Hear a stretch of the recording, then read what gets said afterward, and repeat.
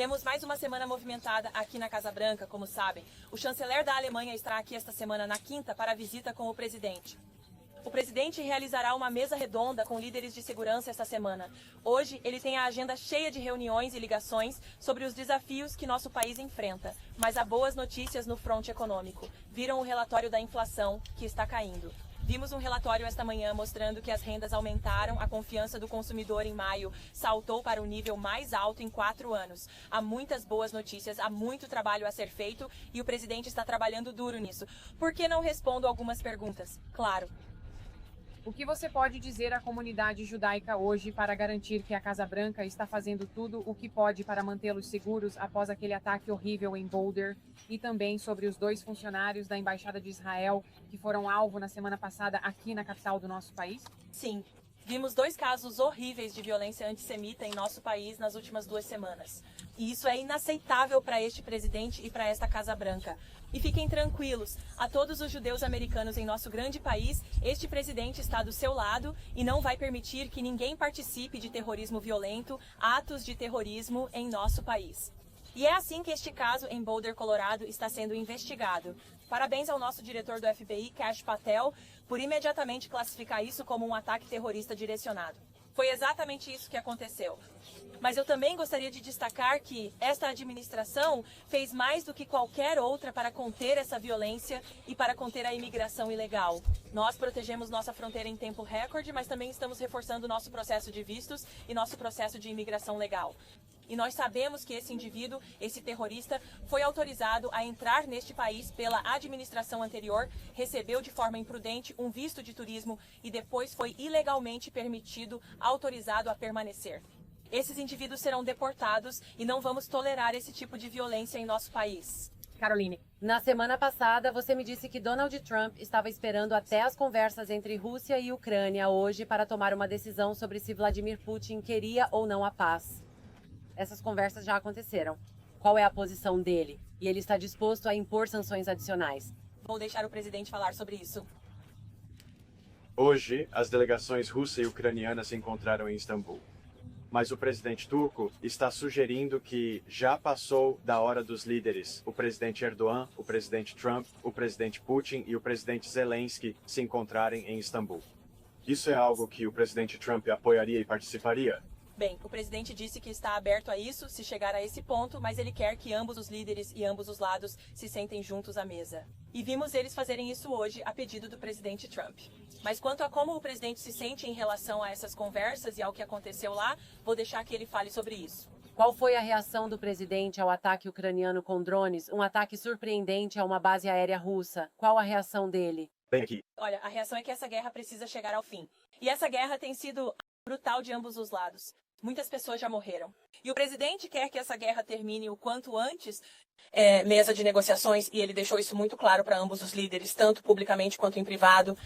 As negociações comerciais ainda estão em andamento após a pausa da semana passada. E como estão as negociações com a União Europeia para evitar aquela tarifa de 50%? Bem, a União Europeia veio para a mesa graças às ameaças de tarifas do presidente Trump, e agora estamos vendo que eles estão negociando de boa fé com a nossa delegação. Então, continuamos esperançosos e otimistas de que um acordo possa ser alcançado com a União Europeia. Como você sabe, também estamos em discussões com muitos outros países que entendem a necessidade de fechar um bom acordo com o presidente e a administração. O secretário Bessé e o secretário Lutnick, embaixador na Coreia, continuam trabalhando incansavelmente nisso. Qualquer ataque é motivo de preocupação. O atentado a carro-bomba na mansão do governador da Pensilvânia, assim como o que aconteceu no museu aqui em Washington e agora este ataque mais recente, existe preocupação por parte da administração de que possa haver algumas células adormecidas aqui nos Estados Unidos? Que tipo de padrão a administração está observando em relação às células terroristas? Bem, certamente há uma preocupação de que a administração anterior tenha permitido a entrada de terroristas e imigrantes ilegais demais no interior do nosso país. E é por isso que o Departamento de Segurança Interna está trabalhando incansavelmente para prender, deter e deportar o maior número possível de criminosos ilegais e terroristas que pudermos nos Estados Unidos da América. E qualquer ato de violência será processado com o máximo rigor da lei. E quanto aos reféns? O presidente Trump tem falado sobre querer se encontrar com o presidente Xi há muito tempo. Ele meio que discutiu isso no fim de semana. antecipando uma possível conversa entre os dois, possivelmente ainda esta semana. Essa ligação já foi agendada. E o que o presidente espera obter dessa ligação? Para as câmeras. Claro. Ela perguntou sobre a possível ligação com o presidente Xi. Posso confirmar que os dois líderes provavelmente conversarão esta semana. E, como sempre, quando há ligações com líderes estrangeiros, forneceremos um resumo dessas conversas. Caroline Levitt para falar mais sobre isso e alguns outros assuntos de grande importância. Então, aqui está o que o vice-diretor Caroline, bem-vinda ao programa, Dan Bongino disse sobre esse ato mais ousado. Ele chamou isso de um ato de terror. Ele disse: este ato de terror está sendo investigado como um ato de violência motivada ideologicamente com base nas informações iniciais, nas evidências e nos relatos de testemunhas. Falaremos claramente sobre esses incidentes quando os fatos assim o exigirem. Ele foi acusado de crime de ódio. O FBI está investigando terrorismo. Qual é a perspectiva da Casa Branca sobre isso? Bem, o diretor do FBI, Kash Patel, está absolutamente certo. E o presidente acabou de divulgar uma declaração muito forte condenando esse ataque. Esse terrorista entrou em nosso país durante a administração anterior. A administração de Joe Biden, de forma imprudente, concedeu a ele um visto de turista, o que permitiu que ele permanecesse ilegalmente em nosso país. Esse indivíduo deveria ter sido deportado. Em vez disso, ele foi acolhido aqui. E agora, 3 anos depois, após vir para este país sob a administração de Joe Biden, ele está incendiando judeus que estavam simplesmente tentando prestar respeito pacificamente aos reféns em Israel. Isso é absolutamente um ato direcionado de terrorismo. O FBI e o Departamento de Justiça estão investigando como tal. E o presidente vai garantir que esse indivíduo seja responsabilizado ao máximo rigor da lei.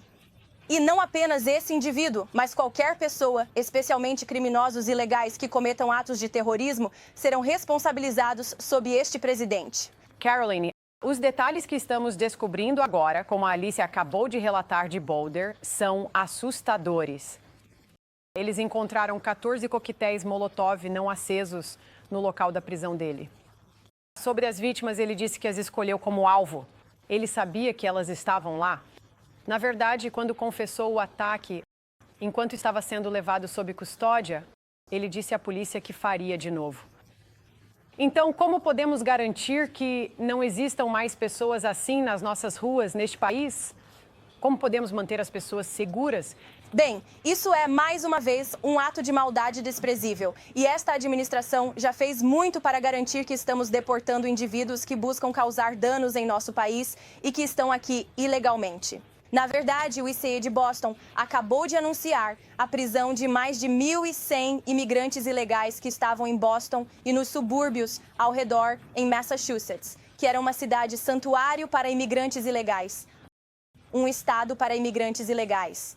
O único lugar para o qual este país deve ser um santuário é para os cidadãos americanos que cumprem a lei, e é por isso que o presidente tomou medidas históricas e sem precedentes para proteger as fronteiras territoriais da nossa nação. Mas ele também assinou uma ordem executiva para tornar mais eficiente e rigoroso o nosso processo de imigração legal e o nosso processo de concessão de vistos. E eu gostaria de lembrar a qualquer pessoa aqui que esteja com visto, como esse indivíduo em Boulder, Colorado, que veio para o nosso país. Entrar nos Estados Unidos da América é um privilégio, não um direito.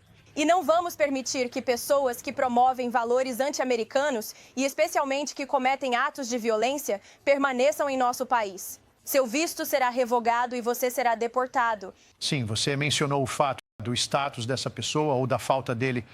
Isso foi o que o DHS disse. O suspeito de terrorismo no Colorado, suspeito de ataque Mohamed Solomon, está ilegalmente em nosso país. Ele entrou no país em agosto de 2022 com um visto B2 que expirou em fevereiro de 2023. Ele solicitou asilo em setembro de 2022. Temos a linha do tempo que queremos mostrar na tela depois que lermos a declaração da Tricia McLaughlin. Então, ele chegou em 27 de agosto de 2022. Em 29 de setembro de 2022, ele entrou com um pedido de asilo. Em 26 de fevereiro, sua autorização para permanecer expirou. Isso foi em 2023. Mas veja só, em 29 de março de 2023, um mês depois disso, ele recebe uma autorização de trabalho concedida pelo governo Biden. Mas o que isso diz, Caroline, sobre o processo de verificação deles? Eles não tinham nenhum processo de verificação. Isso é algo para o qual o presidente Trump vem chamando atenção há anos. Ele falou sobre isso durante a campanha. Como o governo Biden estava permitindo que estrangeiros ilegais de todo o mundo entrassem em nosso país ilegalmente, sem qualquer tipo de verificação ou teste. Tínhamos uma política de fronteiras totalmente abertas e o presidente estava certo em destacar isso em sua declaração desta manhã. Mas tudo isso chegou ao fim, John. E este governo está focado em deportar o maior número possível desses estrangeiros ilegais que entraram em nosso país. Mais uma vez, este não será um lugar de asilo para aqueles que buscam causar danos nos Estados Unidos da América. Nós temos um processo legal de imigração por um motivo e este governo está focado em fortalecê-lo, mas enquanto isso, estamos realizando operações de deportação em larga escala por todo o país para remover terroristas como esse indivíduo de nossas comunidades todos os dias.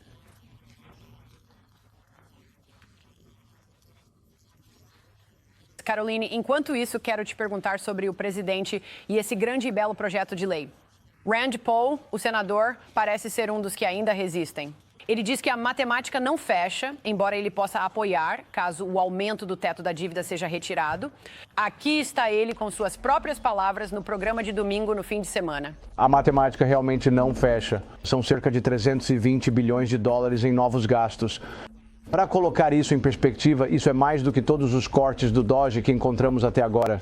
Acho que somos 4 neste momento, e eu ficaria muito surpreso se o projeto de lei, pelo menos, não for modificado em uma direção positiva. Certo. Então, o presidente Trump foi ao Truth Social para responder ao senador e disse: se ele votar contra o nosso grande e lindo projeto de lei, estará votando junto com os radicais democratas de esquerda por um aumento de impostos de 68% e, talvez ainda mais importante, por um inédito calote da dívida dos S&T. Então, como conquistar o Rand Paul e quais mudanças o presidente está disposto a aceitar nesse projeto de lei? Bem, qualquer um que votar contra o único grande e lindo projeto de lei, incluindo o senador Rand Paul, estará votando por um aumento de impostos de mais de 4 trilhões de dólares para o povo americano e seus eleitores saberão disso. Isso é inaceitável para os eleitores republicanos e para todos os eleitores do país que elegeram este presidente e uma maioria republicana para fazer as coisas acontecerem no Capitólio. E este projeto de lei é a peça legislativa mais histórica já aprovada pelo Congresso na história moderna. Não só economiza quase 2 trilhões de dólares, como também atende às principais prioridades do presidente. Sem imposto sobre gorjetas, sem imposto sobre horas extras para nossos agentes da lei e todos aqueles que estão fazendo horas extras para sustentar suas famílias. Também acaba efetivamente com os impostos sobre a previdência social para nossos idosos, que dependem dessa renda da previdência.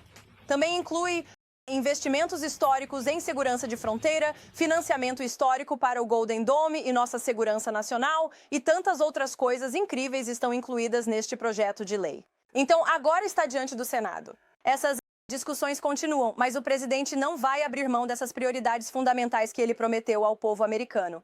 Eles esperam que o Capitólio o ajude a cumprir essa promessa. Aprovamos o projeto de lei na Câmara, agora precisamos aprová-lo no Senado e devolvê-lo à mesa do presidente na Casa Branca o mais rápido possível. Enquanto o projeto avançava na Câmara, o presidente acusou, sem citar nomes, republicanos de estarem apenas querendo aparecer. Imagino que possamos ouvir linguagem semelhante nos próximos dias. Caroline, muito obrigado. Agradeço. Obrigado, Caroline. Obrigado, pessoal. Certo.